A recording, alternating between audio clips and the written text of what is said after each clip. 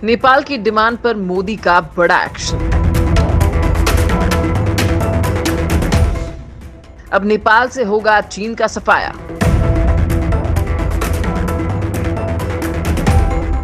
दोस्तों, नेपाल मौके पर चौका मारते हुए चीन की गोद में तो बैठ गया, लेकिन जब चीन ने अपने नापाक इरादे जाहिर किए तो नेपाली जनता का गला बैठ गया। जिनपिंग का मीठी गोली खा रहे पीएम ओली को भी लगने लगा कि चीन किसी का सगा नहीं है, लिहाजा भारत से फिर गुहार लगाने लगा। भारत नेपाल की सहायता के लिए सदैव तैयार रहा है, लिहाजा इस बार भी नेपाल को चीनी चक्रव्यूह से बचाने की कवायद शुरू कर दी है। सबसे पहले रिसर्च एंड एनालिसिस विंग यानी रॉ के मुखिया सामंत गोयल नेपाल दौरे पर हैं। नेपाल की मीडिया के मुताबिक रॉ चीफ 9 सदस्यों वाले प्रतिनिधि मंडल के साथ काठमांडू गए और पूरा दिन वहीं रहे। बहरहाल रॉ चीफ सामंत गोयल के काठमांडू दौरे की पुष्टि ना तो भारतीय और ना ही नेपाली अथॉरिटीज ने की है। हालांकि किसी ने इस खबर को खारिज भी नहीं किया। खबर है कि रॉ चीफ ने काठमांडू में नेपाली पीएम केपी शर्मा ओली और पूर्व प्रधानमंत्री पुष्प कमल दहल प्रचंड दोनों से बात की है।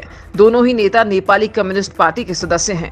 प्रचंड ने ओली के खिलाफ मोर्चा संभाल रखा है, लेकिन चीन अपने प्रयासों से दोनों के बीच का युद्ध टालने में अब तक सफल रहा है। नेपाल की myrepublica.com की एक रिपोर्ट में कहा गया है कि भारतीय खुफिया एजेंसी के प्रमुख की सरप्राइज विजिट भारतीय सेना प्रमुख एमएम नरवाने की नेपाल यात्रा के कुछ हफ्ते पहले हो रही है। नेपाल सेना मुख्यालय के अनुसार भारतीय सेना प्रमुख नवंबर में नेपाल का दौरा करेंगे। हालांकि सेना मुख्यालय ने अभी तक यात्रा के लिए सार्वजनिक तारीखों की जानकारी नहीं दी है। नेपाल ने इस साल मई महीने में अपने देश का संशोधित राजनीतिक और प्रशासनिक नक्शा जारी कर रणनीतिक रूप से महत्वपूर्ण इलाकों पर अपना दावा बताया था। नेपाल ने संशोधित नक्शे में भारत की सीमा से लगे रणनीतिक रूप से महत्वपूर्ण लिपुलेख, काला पानी, ओलंपिया उधारा इलाकों पर दावा किया है। इन सबके बीच रॉ चीफ का नेपाल दौरा काफी अहम माना जा रहा है। रॉ चीफ के नेपाल दौरे को लेकर नेपाली मीडिया की खबरों में कहा गया है कि अगले महीने Indian army chief general MM Naravane का नेपाल दौरा भी प्रस्तावित है। ऐसे में रॉ चीफ का ये दौरा काफी मायने रखता है।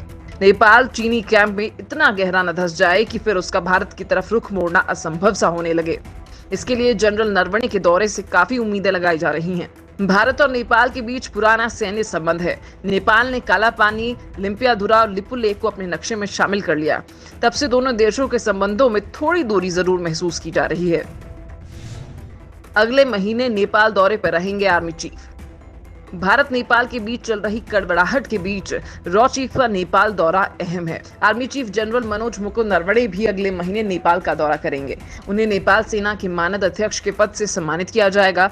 आर्मी चीफ का ये दौरा ऐसे वक्त में हो रहा है जब चीन और भारत के बीच तनाव अपने चरम पर है और चीन ने नेपाल की जमीन पर भी जबरन कब्जा कर रखा है, जिसका नेपाल में खुलकर विरोध हो रहा है।